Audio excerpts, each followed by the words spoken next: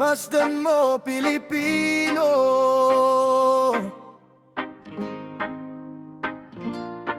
Ano nang nangyayari sa mahal nating bayan? Sa bulwagan ng Senado, may apoy na sumiklab. Mga dating magkakaibigan, ngayon'y tila magkaagaw. Bawat salita'y matalim, parang punglong lumilipad, habang ang sambayanan natin tahimik lang nasugatan. NBI ipinadala, balita'y agad kumalat. Pangalan ni Senador Bato sa usapan ay lumutang. Itisik ang tinuturo, hustisya raw ang dahilan. Pero maraming Pilipino litong-litot nasasaktan.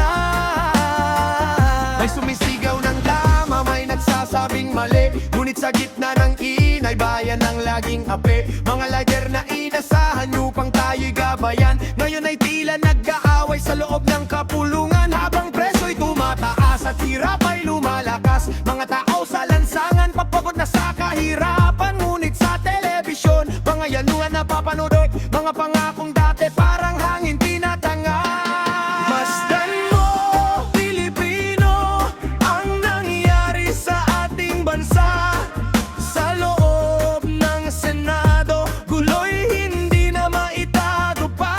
Mga pinunong dapat sana'y ilaw nitong bayan, ngayon ay nagtutulakan, habang tao'y nahihirapan. Masdan mo, Pilipino, bakit tayo nagkaganito? Pagkakaisa'y nawawala, galit ang namumuno.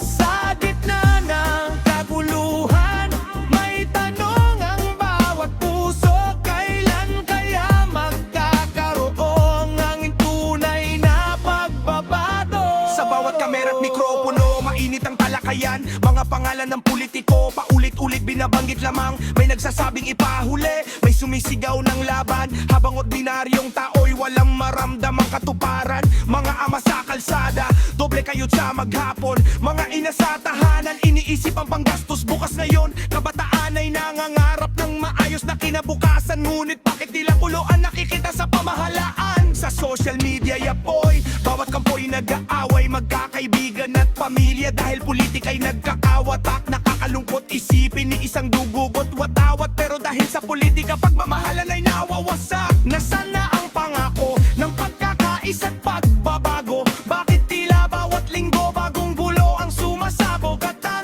mahirap na tao patuloy na nagtitiis, habang ang nasa itaas parang walang naririnig. Masdan mo, Pilipino, ang nangyayari sa ating bansa.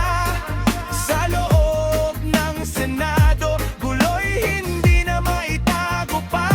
Mga pinunong dapat sana'y ilaw nitong bayan, ngayon ay nagtutulakan, habang tao'y nahihirapan. Masdan mo, Pilipino, bakit tayo nagkaganito? Pagkakaisa'y nawawala, galit ang namumuno. Sa gitna ng kaguluhan, may tanong ang bawat puso, kailan kaya magkakaroon ng tunay na pagbabago? Hindi pula, hindi dilaw, hindi berde o anumang kulay. Kapag bayan ang nasasaktan, lahat tayo'y nadadamay. Hindi pangalan ng politiko ang dapat nating sambahin, kundi kapakanan ng tao at dangal ng inang bayan natin. Kung may hustisya, pairalin ng patas at walang takot. Kung may kasalanan, panagutin, ngunit wag gawing palabas.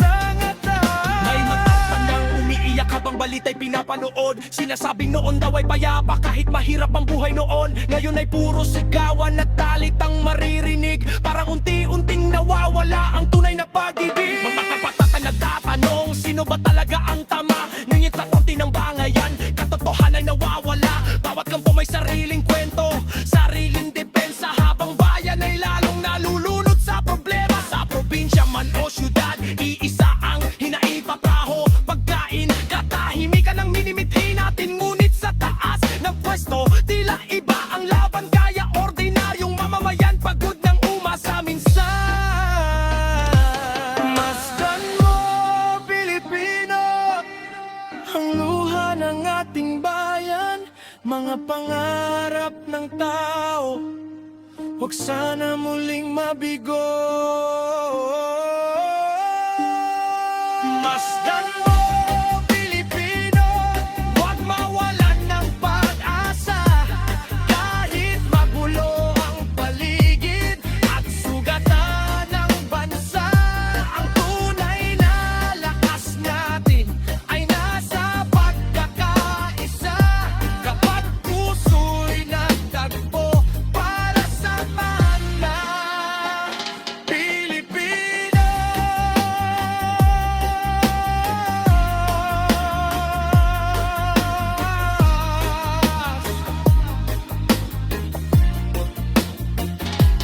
Masdan mo, Pilipino, may pag-asa pang naghihintay.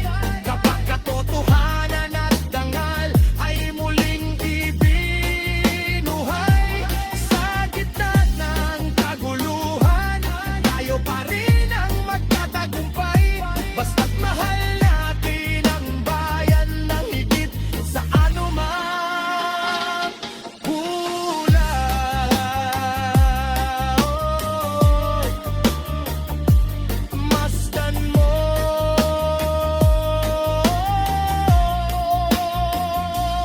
Pilipino,